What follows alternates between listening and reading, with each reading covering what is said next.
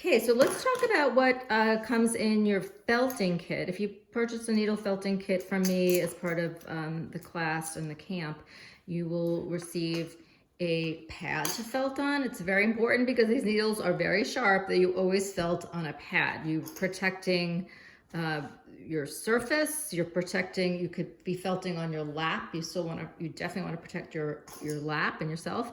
But also the needles, if you were felting, if you were felting just on the table, they'd be much more likely for you to break a needle on your table, on your surface. Eco foam, what that means, this darker foam it's a really nice sturdy foam. What makes it eco-friendly is that it doesn't have any fire retardants or chemicals in it, so it's healthier for you to use. I always include in the kit a piece. This is something I've been doing just for the last couple of years. I've been needle felting for almost 10 years, and I went through so much foam early on, and it gets worn out, and you have to replace it every once in a while. And I find that using a piece of acrylic fleece really helps to prolong the life of the foam. It also it makes it so, like, if I'm working with a white wool, there's going to get little bits of white wool and I can get them off. But then if I switch to something dark, you may want to be able to just take this off and use a different piece of fleece so I don't get little bits of white wool on something dark that I'm making. And we could talk about that another time. I'm only giving you one piece of acrylic fleece, but this is something that's really easy for you to get more of on your own and replace as needed. And it will prolong the life of your foam. So you also will get a wooden needle holder and let's see, leather finger protectors, which I honestly never use. Really good to keep a Band-Aid on hand. You will poke yourself. I find that if I'm holding the needle, you should try to use them, and maybe you can train yourself to use them. But I find that if I use the leather finger protectors like this, I'll wind up using a different finger, and it doesn't really help. But if you find you're poking yourself and you could train yourself to use these from the start, it's probably a good idea, because there's sometimes when I'm doing a lot of felting that I have a lot of little holes in my fingers. I'm gonna teach you how not to poke yourself and how not to break needles, but it does happen and it only bleeds for a second and it doesn't really hurt. But I'm gonna be including, I think, an alcohol swab in your kits, and it's maybe a good idea just to wipe down all of these needles that you receive before you start using them. Like, pandemic or not, it's good to keep your needles sanitary because you might poke yourself. So there's a tube of needles. There's 7 needles in here. There's also, I'm going to keep this a mystery for now, but there's a piece of a lollipop stick and a wooden toothpick that are very good for using for certain tricks that we do. But we will get into that when they come up along the way, as needed. But just, those aren't in there by accident. Hold on to those.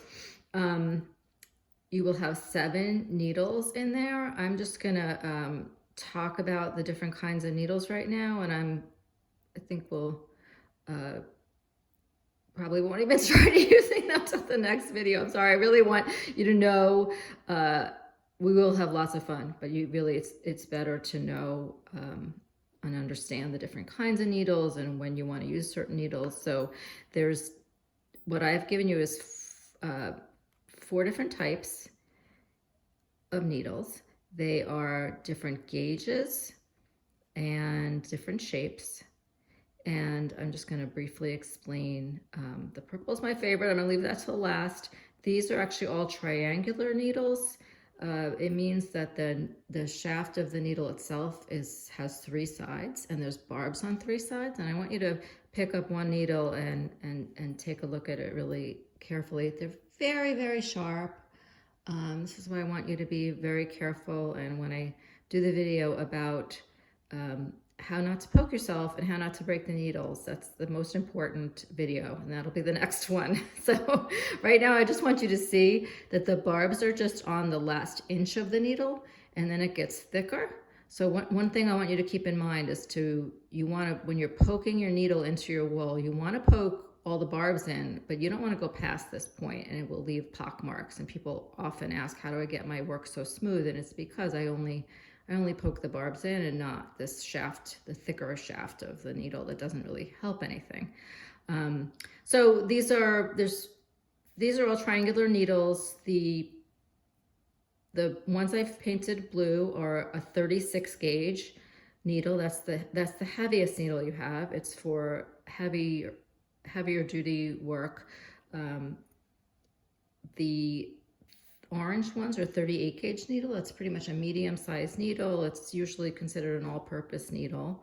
And the light green ones are 40 gauge needles. They're finer. They're also shorter. You can see that these all have there's different heights. I don't know if you can see that, but if you hold them up on a flat surface, you can see, and that helps tell them apart. But I think it's also that the heavier the needle, the more sturdy it is, and the finer needles are shorter because they're also more delicate and much more easily broken. These are great for finish work because they leave much less of a mark with that fine needle, but they are more fragile and you are more likely to break these. So if you find yourself breaking needles, try to practice with a heavier gauge needle for a while until you get used to the movement. The purple one is a 38 gauge twisted needle, which I love because it is really my all-purpose needle. It's pretty much all I ever use anymore. It felts up so well, and somehow the twisting action of it makes it felt quicker and leave less of a mark. So I find I used to use a lot of 40 gauge needles and break a lot of them, and now I use these and they hold up a lot better, and they serve the same purpose. So I'm giving you a selection of needles and you'll see what you like, because some people prefer other things. Okay, I'm going to stop here so that we can separately talk about using the needles and some safety issues in the next video. Stay tuned. Thanks.